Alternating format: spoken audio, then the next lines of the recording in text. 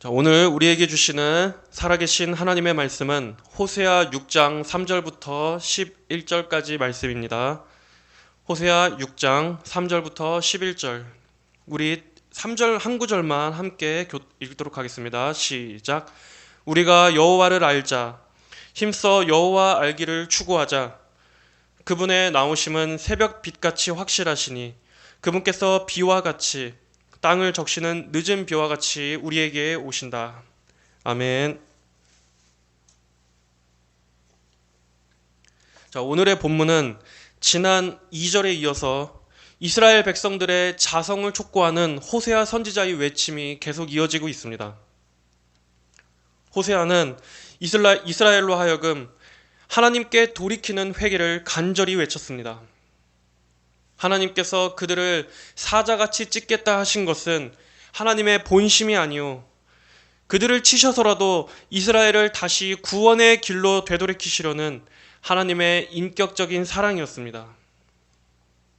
우리의 죄를 도려내시는 하나님의 칼이 없이는 우리의 이 심각한 영적 종량을 제거할 수 없기 때문에 하나님께서는 때로는 이런 가혹해 보이는 방식으로라도 하나님 그분의 주권적인 섭리를 드러내 보이시는 것입니다. 그것은 때때로 우리의 삶을 송두리째 찢어버리는 섭리일 수도 있습니다. 내가 쌓아올린 탑들을 완전히 무너뜨려버리는 섭리일 수도 있습니다. 하나님께서 이렇게 섭리하시는 이유는 우리 스스로 죄된 생활을 무너뜨리지 않기 때문에 하나님께서 무너뜨리시는 것입니다. 어째서 부모가 자녀의 죄악을 계속 보고만 있을 수 있겠습니까? 어째서 마냥 영원히 기다릴 수만 있겠습니까? 여전히 영적인 눈이 어두워서 자기의 고집을 버리지 않는 사람에게는 하나님께서 팔을 걷어붙이시는 것입니다. 그러나 이 수술은 반드시 그 영혼을 죄와 멸망으로부터 건져냅니다. 죄와 멸망뿐이 아니라 우리 안에 근본적으로 어그러지고 병든 우리의 영혼 자체를 고쳐주십니다. 또한 완전히 엉켜버리고 무질서해진 내 삶을 다시 새롭게 만들어 가십니다. 우리의 영혼의 의사이신 하나님께는 애매모호한 예후는 없습니다. 하나님께서 한번 택하신 자녀는 반드시 그를 건져내시고야 마는 것입니다. 그리고 반드시 그를 근본적으로 고치십니다. 그러므로 아무리 영적으로 하나님께로부터 외도한 이 간음한 이스라엘이라 할지라도 지금 돌이키면 살 수 있습니다.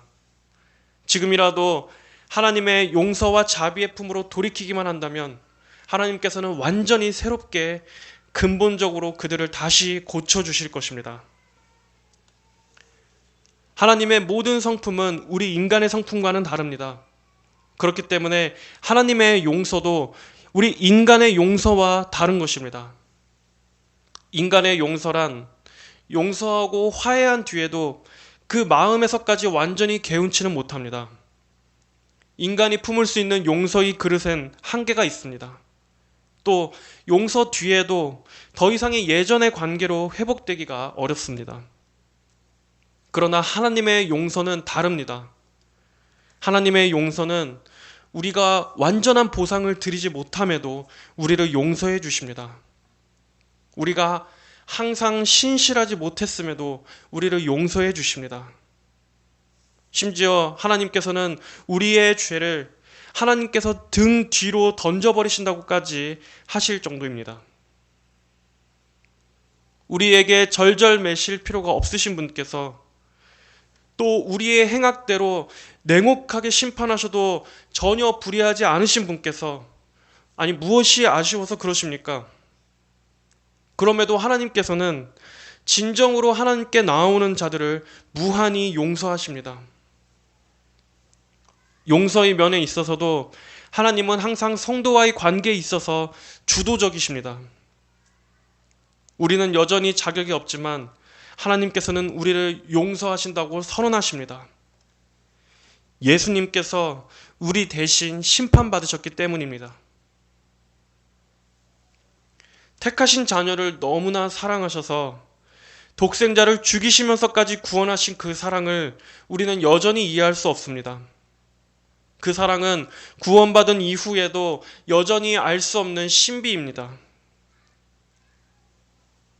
도대체 왜 나를 사랑하시나? 왜 나를 택해 주셨나? 왜 하나님께서는 나를 용서해 주시고 건져 주셨나? 아무리 고민해도 여전히 우리는 알 수 없지만 우리는 믿음으로 받을 뿐입니다.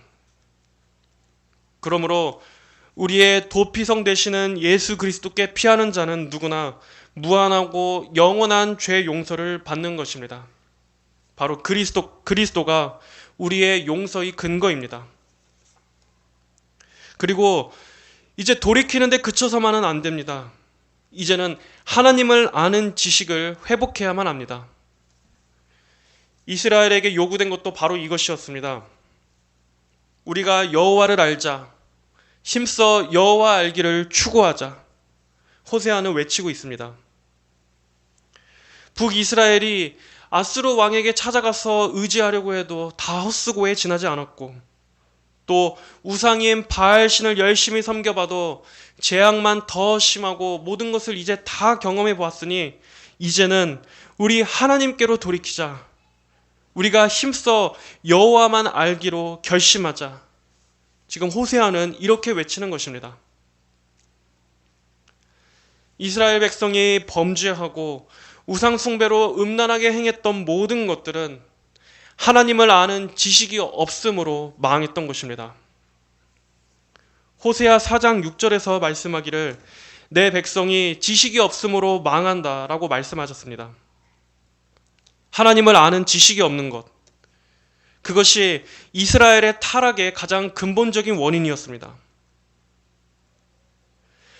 하나님을 올바로 알지 못한다면 거기에서 모든 죄가 시작됩니다. 하나님에 대해서 무지한 것이 과거 이스라엘뿐만 아니라 오늘날의 모든 인간의 근본적인 패망의 원인이 되는 것입니다. 하나님을 안다는 것은 무엇입니까? 성경에서 이 알다라는 말, 즉 히브리어 야다으라는 이 말은 단순히 어떤 사실을 피상적으로 알거나 어떤 상대방의 외적인 신상을 파악하고 있는 정도의 그런 지식을 의미하는 말이 아닙니다. 이 단어는 상대방과의 인격적인 관계를 통해서 그 사람의 본질을 속속들이 다 아는 것을 의미합니다. 어떤 대상과 인격적이고 직접적인 관계를 통해서 그 대상을 아는 것을 말합니다. 마치 이 부부가 서로를 육체적, 정신적, 그리고 전인격적으로 온전히 아는 것처럼 그렇게 아는 것을 말하는 것입니다. 그리고 또 여기에는 자신의 배우자 외에는 다른 그 어떤 누구와도 성적 관계를 맺지 않는다고 하는 이 연합, 그리고 이 결속, 그리고 서로 간의 이 언약의 뜻까지도 포함하고 있습니다. 이것이 성경에서 말씀하고 있는 안다라고 하는 말의 진정한 의미입니다. 이스라엘에게 있어서 하나님을 아는 지식이 없었다는 것은 바로 이런 의미에서 그들이 하나님을 알지 못했다는 것입니다. 물론 그들도 하나님께서 자신들을 택해 주셨고 또 그들에게 율법을 부여해 주셨음을 알고 있었습니다. 그리고 또 그들은 하나님께서 온 우주의 창조주시며 또 자신들의 구원자시라는 것도 알고 있었습니다. 하지만 우리가 방금 이 안다는 것, 이 인격적이고 직접적인 관계를 통해서 안다라는 이 성경적 의미를 적용해 보자면 그들은 그 모든 것들을 알았음에도 하나님을 진정으로 아는 것이 아니었습니다. 그런 개념들만 알고 있다라는 데서 하나님을 알고 있다고 생각하는 착각입니다. 인격적인 관계에서 오는 전인적인 지식이 없이는 진정으로 아는 것이 아닙니다. 우리의 지성과 우리의 감정과 또 우리의 의지, 이 모든 전인격이 하나님께 향해 있고 또 하나님과 관계되어 있고 하나님을 목적으로 해서 하나님을 위해 살지 않는 한 하나님을 진정으로 안다고 말할 수 없는 것입니다. 단순히 하나님에 대한 객관적인 지식을 아는 것은 귀신도 얼마든지 알고 있다고 성경은 말씀하고 있습니다. 예수님께서 귀신 들린 자를 내쫓으실 때 그 안에 있던 더러운 악한 영이 예수님을 향해서 뭐라고 말했습니까? 마가복음 5장 6절의 기록을 보면 그가 멀리서 예수님을 보고 달려와서 그분께 절하며 큰 소리로 외쳐 말하기를 지극히 높으신 하나님의 아들 예수님, 당신께 간청하니 하나님으로 맹세하고 나를 괴롭히지 마소서라고 말했습니다. 귀신이 예수님의 권세 앞에 달려나와 예수님 앞에 엎드려 절했습니다. 그분 앞에 간청도 하고 빌며 두려워 떨기도 했습니다. 또 야고보서 2장 19절에서는 악령들도 하나님에 대해 믿고 떤다라고 말씀하고 있습니다. 이처럼 마귀와 귀신 역시 하나님을 아는 지식이 있었지만, 아니 오히려 인간보다 훨씬 더 하나님의 권세와 능력을 알고 믿고 또 그 능력 앞에 굴복했지만, 중요한 것은 마귀에게는 하나님을 향한 전적인 사랑과 우러나오는 순종이 없었다는 것입니다. 마귀에게는 하나님을 진정으로 경외하고 하나님과 영적인 관계를 맺는 것이 없습니다. 또 하나님의 계명에 기꺼이 자원하여 순종하고자 하는 그러한 마음도 없습니다. 하나님에 대한 사랑과 예배도 없었습니다. 이것이 마귀가 하나님을 아는 지식입니다. 우리는 하나님을 진정으로 안다는 것이 어떠한 성질의 지식을 말하는 것인지를 잘 알아야 합니다. 단순히 책을 많이 읽고 또 무슨 어떤 연구 주제를 조사하듯이 하나님을 대해도 하나님에 대해서 여전히 전혀 모를 수 있습니다. 이것은 참 두려운 사실입니다. 누구나 자칫 이런 오류에 빠질 수 있기 때문입니다. 많은 신학책들이 우리를 더 하나님과 깊고 가까이 만나게 해주는 것만은 아닙니다. 저 역시도 항상 신학책을 가까이 하고 있지만 때로는 그저 책을 읽고 있다는 그 행위에만 만족하고 머무는 큰 오류에 빠질 때가 있습니다. 그러나 그것은 전혀 하나님과 교제하고 있는 것이 아닙니다. 예전에는 더 많은 책을 읽어나가면 하나님을 더 많이 알 수 있을 것이라 생각하던 때가 있었습니다. 물론 신학 지식을 연구하고 또 엄격한 신학 훈련을 하는 것은 필수적으로 중요한 일입니다. 그것은 목회자에 있어서 가장 최우선적인 의무입니다. 그러나 어느 순간 순수하게 하나님을 경외하고 갈망하던 마음을 잃어버리고 단순히 지식을 쌓는 일이 주 목적이 돼버린 제 자신의 영적 상태를 발견하게 되었습니다. 부끄러운 얘기지만 신학서적을 읽다 보면 이렇게 내용 중에 성경 구절이 중간중간 인용된 부분이 있지 않습니까? 그런데 어느 순간 제가 이 저자의 글을 읽으면서는 통찰력 있다 하면서 자세히 줄쳐나가면서 꼼꼼히 읽어나가고, 그러면서 정작 중간중간에 인용되어 있는 성경 구절은 저도 모르게 대충 읽고 그냥 휙 훑고 지나가 버리는 제 모습을 보게 된 것입니다. 그게 무엇을 의미합니까? 말씀 자체는 더 이상 신선하게 생각하지 않고 저도 모르게 하나님의 말씀에 대한 경외심보다는 그저 신학적 지식을 얻기에 급급해버린 것이었습니다. 저도 모르게 하나님의 말씀은 너무나 익숙해서 경시해버리고 오히려 그 신학책 자체에 읽는 것에 몰두하고 그것에 만족해하는, 그것은 아주 큰 죄고 근본적으로 잘못된 태도였습니다. 여러분, 신학 공부도 하나님을 경외하는 바로 이 목적을 향해 있어야 합니다. 이 가장 중요한 사실을 잃어버린 채 아무리 열심히 한다 한들 다 쓸모없는 것입니다.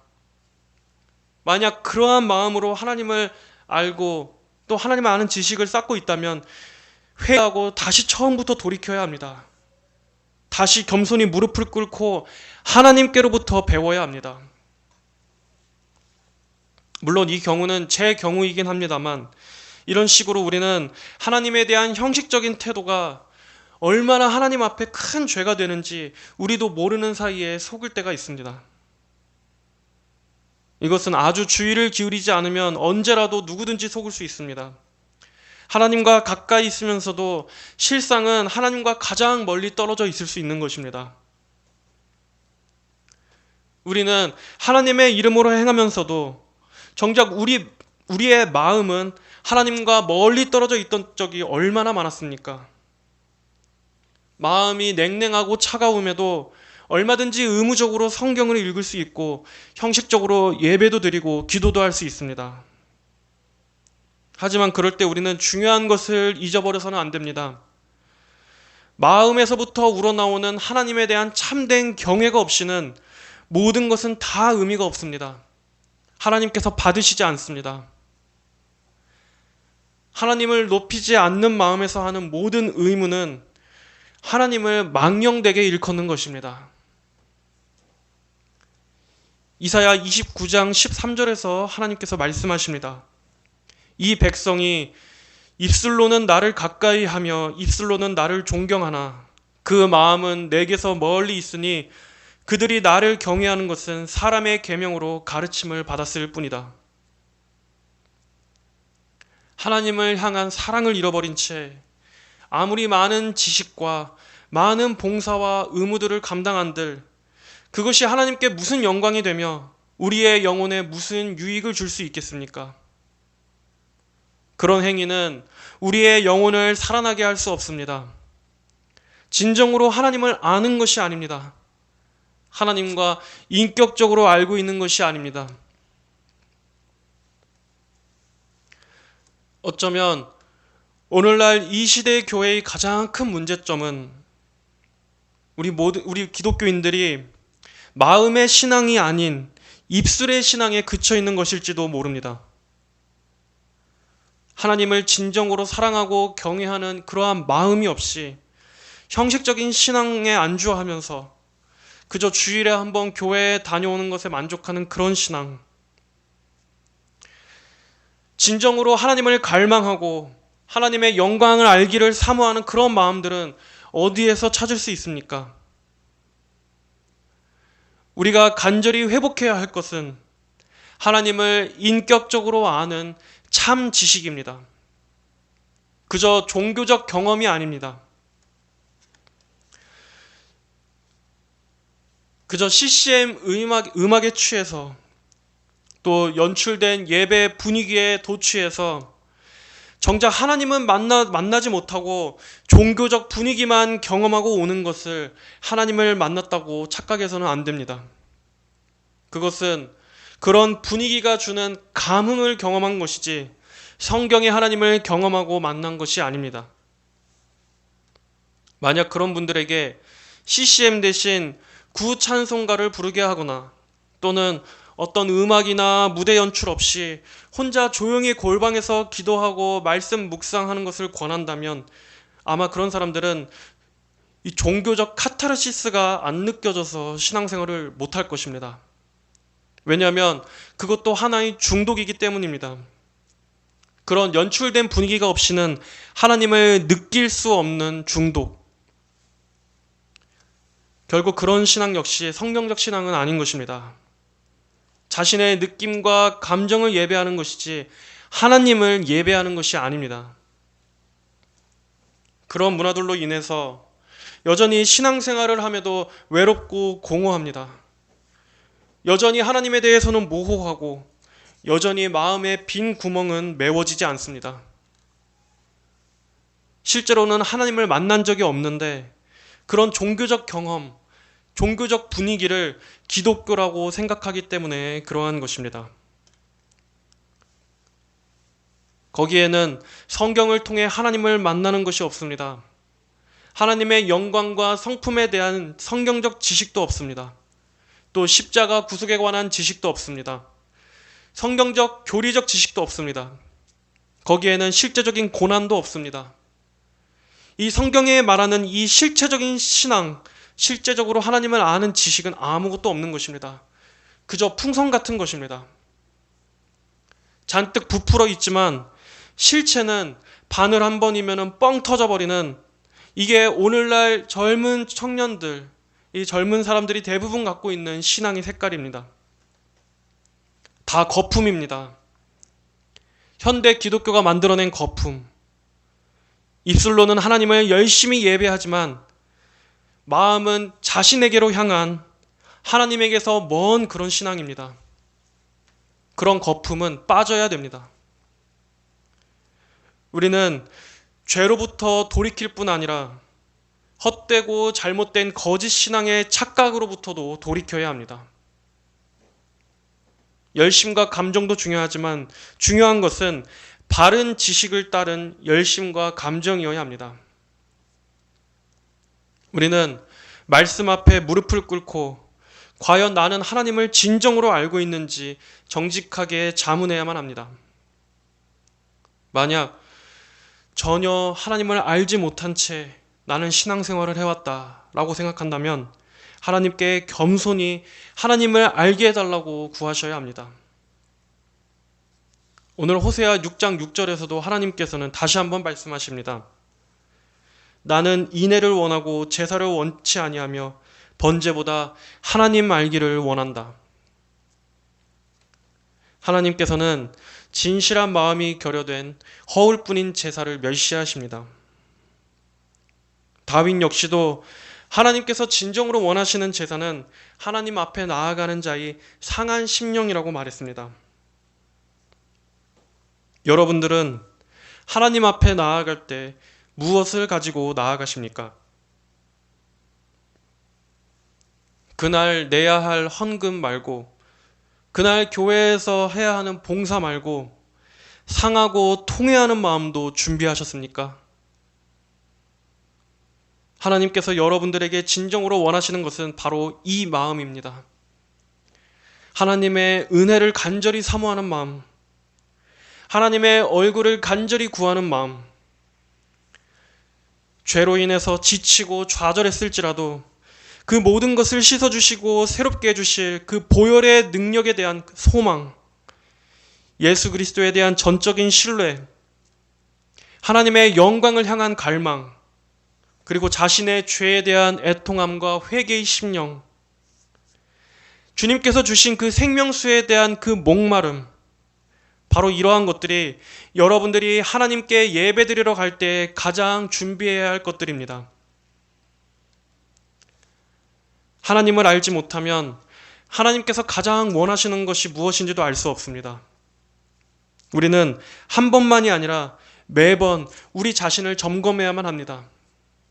매번 여호와께 돌아가도록 힘써야 하고 매번 힘써 고군분투하여 하나님 알기를 노력해야 합니다.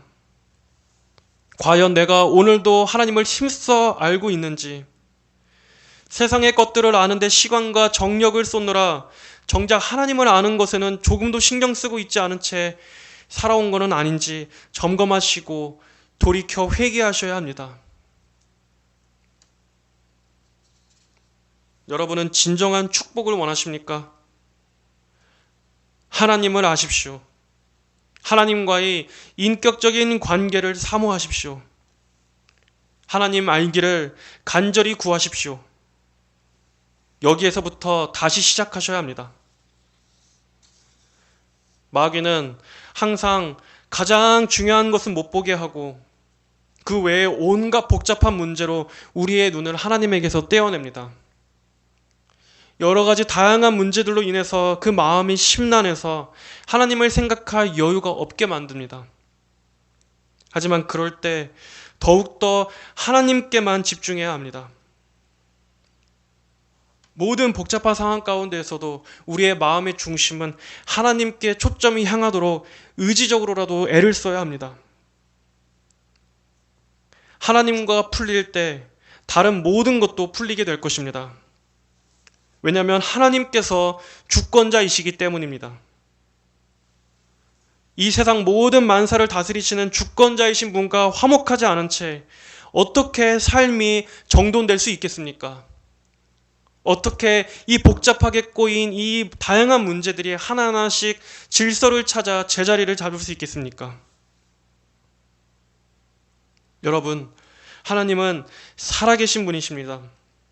하나님은 인격적인 분이시며 그분은 또한 말씀하시는 하나님이십니다. 하나님께서 지으신 모든 피조물, 그 인간 안에는 하나님만이 채워주실 수 있는 그 마음의 자리가 있습니다. 그 영혼의 자리가 있습니다. 하나님께서는 우리가 하나님을 모호하게 알도록 하시지 않기 위해서 특별히 이 성경이라는 특별 계시를 통해서 자신을 알리시기를 기뻐하셨습니다. 하나님은 우리와 교제하기를 원하시는 하나님이십니다. 하나님과의 인격적인 교제, 하나님과의 이 진정한 영적인 만남, 이것이 인간으로 하여금 진정한 축복과 진정한 만족을 주는 우리에게 있어서 가장 중요한 일입니다. 하나님께서 자신을 알리신 이 성경의 말씀 앞에 겸손히 두 무릎을 꿇으시고 손을 모으시고 마음을 낮춘 채 성령님의 도우심을 구하여 하나님 알기를 요청하십시오. 이것이 여러분의 인생에 있어서 가장 중요한 일입니다. 하나님을 만나는 것, 예수 그리스도의 십자가를 아는 것은 한 사람의 인생에 있어서 가장 중요한 것입니다. 이것을 구하십시오. 그렇다면 살아계신 하나님께서 여러분의 그 간절한 기도에 응답하셔서 하나님 그분의 영광과 성품을 알도록 여러분의 인생을 그때부터 인도하실 것입니다. 잠언 8장 17절의 말씀입니다. 나를 사랑하는 자들을 내가 사랑하며 나를 간절히 찾는 자들이 나를 발견할 것이다.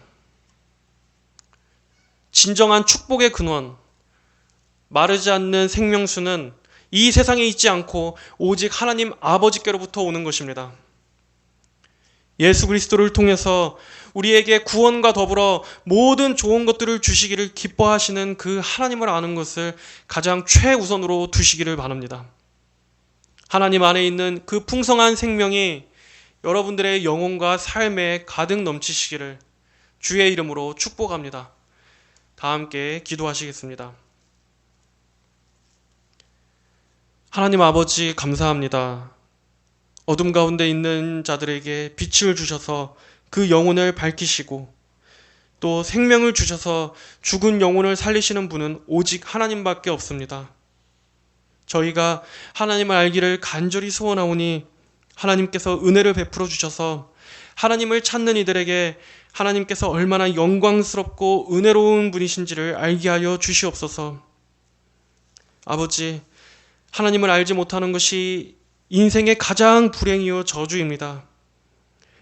하지만 하나님께서는 선하셔서 예수 그리스도를 통해 저희를 모든 저주와 멸망에서 건져주시기를 기뻐하셨사오니 많은 이들이 예수님을 통해서 하나님과 화목하게 되고 인생의 참된 빛이요 또 영원한 생명과 구원이요 참된 복이요 기쁨이요 우리의 소망이 되시는 그 하나님 안에서 진정한 복을 다 누릴 수 있도록 오늘도 신음하는 영혼들에게 구원의 은혜를 베풀어 주시옵소서. 또한 저희들 역시 날마다 회개하고 우리 자신을 점검하여 하나님을 아는 참되고 인격적인 지식으로 나아갈 수 있도록 인도하여 주옵소서.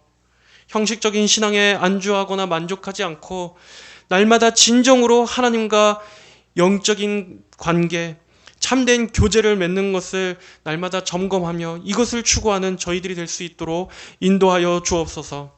감사드리며 살아계신 우리 주 예수 그리스도의 이름으로 기도드립니다. 아멘.